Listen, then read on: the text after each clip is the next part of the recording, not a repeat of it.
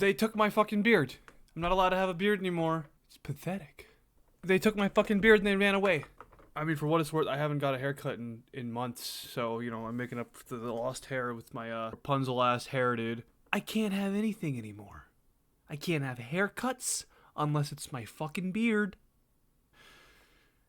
I am so fucking miserable. The ops don't want me to have a beard.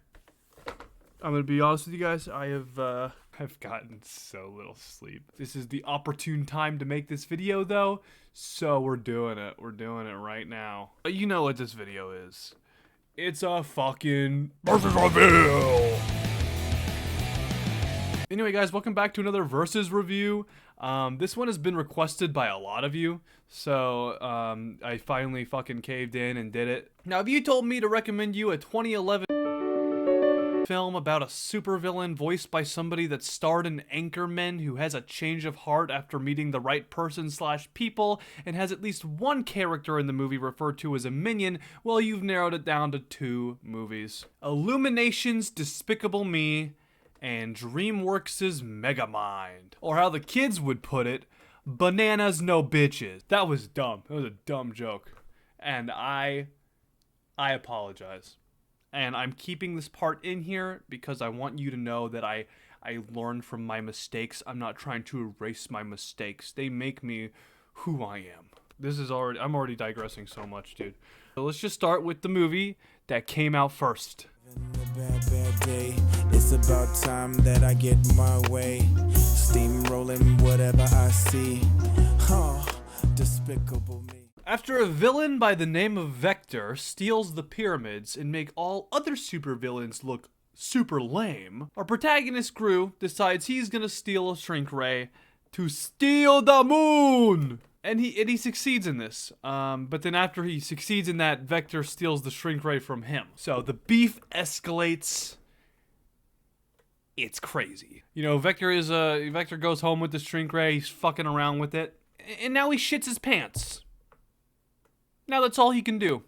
He's just gonna have to go shit in his pants. Anyway, some orphans sell Vector some cookies, and Gru sees this and thinks, I want orphans. So Gru pulls a Count Olaf here, and he adopts the 3 orphans that sold Vector cookies, and he's like, you're gonna go sell Vector cookies. Unbeknownst to the girls, the cookies are actually robots. But the chips aren't chocolate chipped.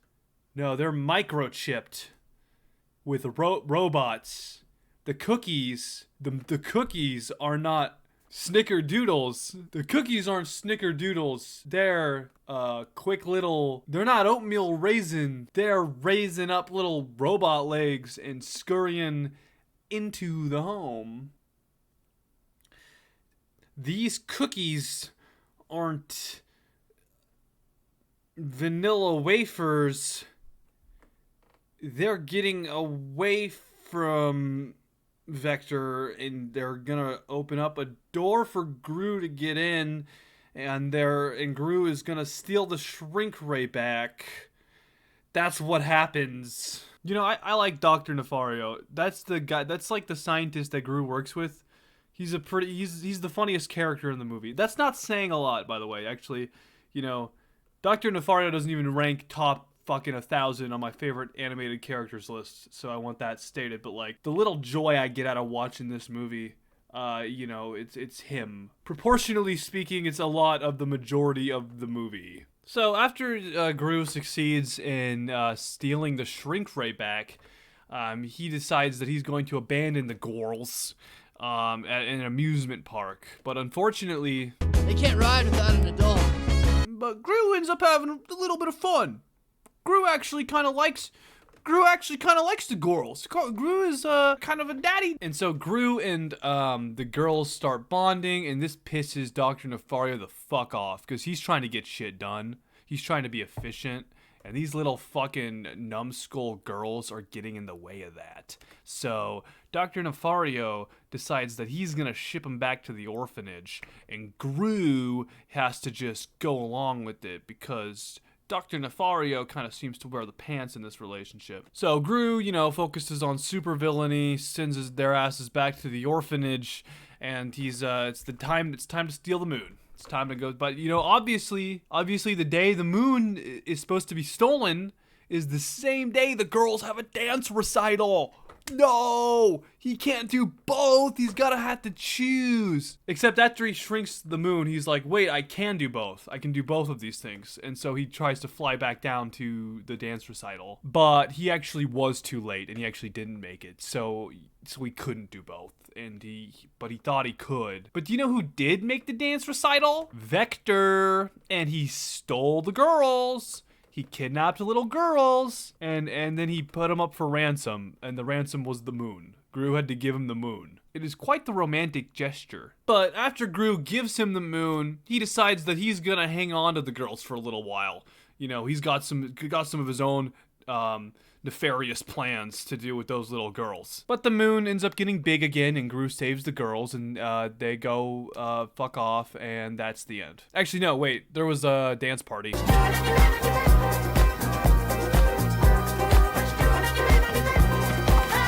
I kind of fucking hate this movie. I think this movie fucking sucks, actually. And part of that is overexposure, because I've seen this movie like 4 times. More than 2 times now, and it's not good, really. So this movie gets a 3 out of 10. The head nurse spoke up, said leave this one alone. She could tell right away that I was bad to the bone. I'm out of focus now. Hello, knock knock. Anybody in there?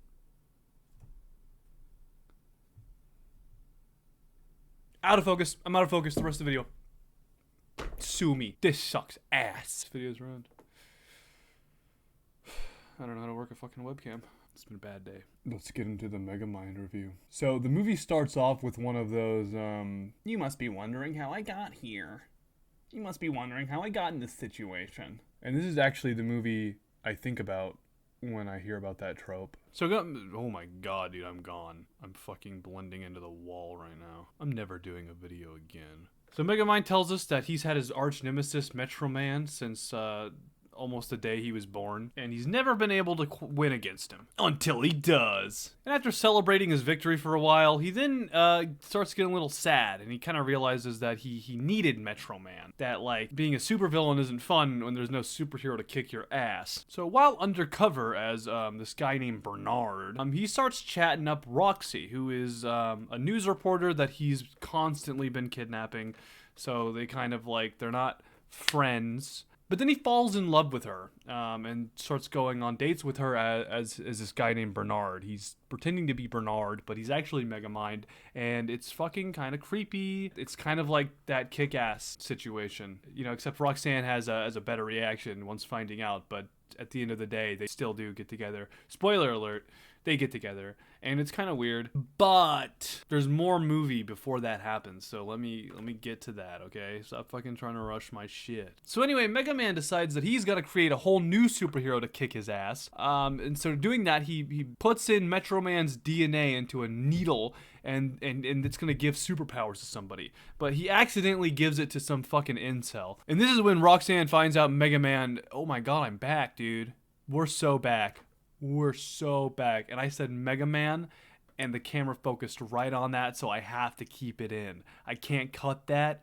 I'm in focus, and I'm a big fucking idiot. So Roxanne finds out that Bernard is not Bernard, but is actually Megamind. So she dumps his ass. Then they both find out that fucking Metro Man has actually been alive this whole time, and he's just been like fucking kicking it in his PJs. So they dump his ass. Anyway, though, the incel with superpowers decides that he's gonna be the bad guy, and he's like a supervillain, but so much worse than Megamind because he's actually a psychopath. This character actually laid the groundwork for Homelander. Anyway, they have like this big final fight, and Megamind obviously wins because he's like so fucking big-brained, and he comes up with all these really cool ideas, and that's how he wins, because he's so smart. And yeah, kind of turned me on. So everybody celebrates Megamind for defeating the supervillain that he created, and he becomes the hero of the town, even though he was the problem from the very beginning,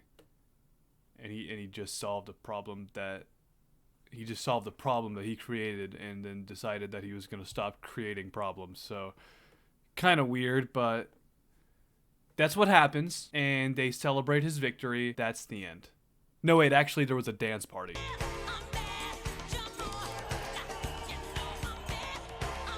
Now, despite having a similar trope reversal and being made by DreamWorks, this movie's no Shrek, but it is good. There's a lot of clever writing, clever callbacks, funny humor, and it's just good. I think it's good. I like the movie. Now, that doesn't mean that this movie doesn't have its fair share of problems. Like, why the fuck didn't Metro Man use his super speed here? That makes no sense. But nonetheless, it's getting a 7 out of 10 from me. But that brings us to the big question.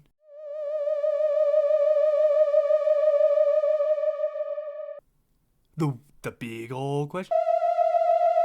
You guys are waiting for this question. I see it. You gotta be a little patient.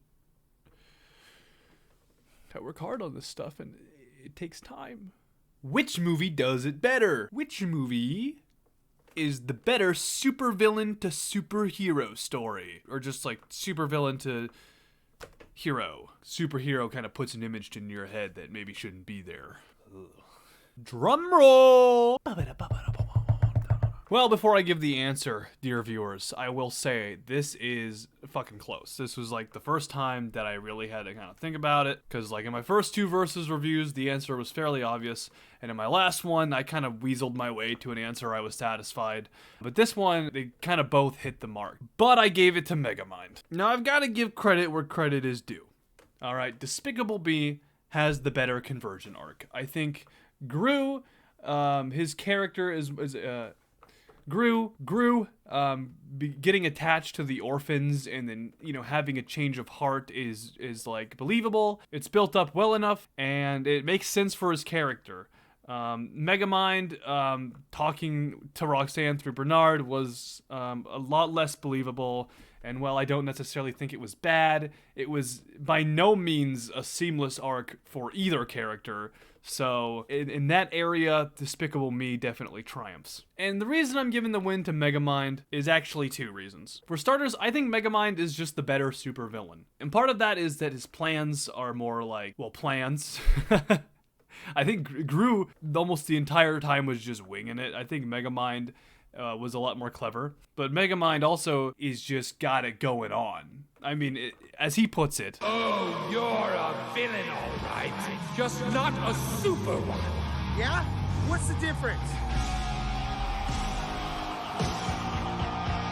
Presentation! Megamind has fucking aura, dude. And what does Gru have? An ugly ass scarf. That's what fucking Gru has. Megamind has that flair. All right, that's one small win for Megamind. But then Megamind the movie, I believe, also deserves the win because of Despicable Me's lack of superheroes. What is a supervillain without a superhero? It's somebody with an ugly ass scarf. That's what it is. It's not. There's not even like some like James Bond type counterpart, right? Like it's supervillain versus supervillain. In a world where supervillains is just like a career choice. So like, I think I definitely give Megamind the win for that reason. Because Megamind plays on the hero-villain trope really well, where Despicable Me doesn't even touch on that. Now, you can make the case that the use of tropes is actually a crutch for Megamind, and that I should give Despicable Me the win for the sake of the conversion arc. But I wouldn't make that case, and it's my channel, so fuck you, Despicable Me fandom. This is me right now. Anyway, guys, that's the end of my video. I have nothing else to say, so... Oh, wait, actually...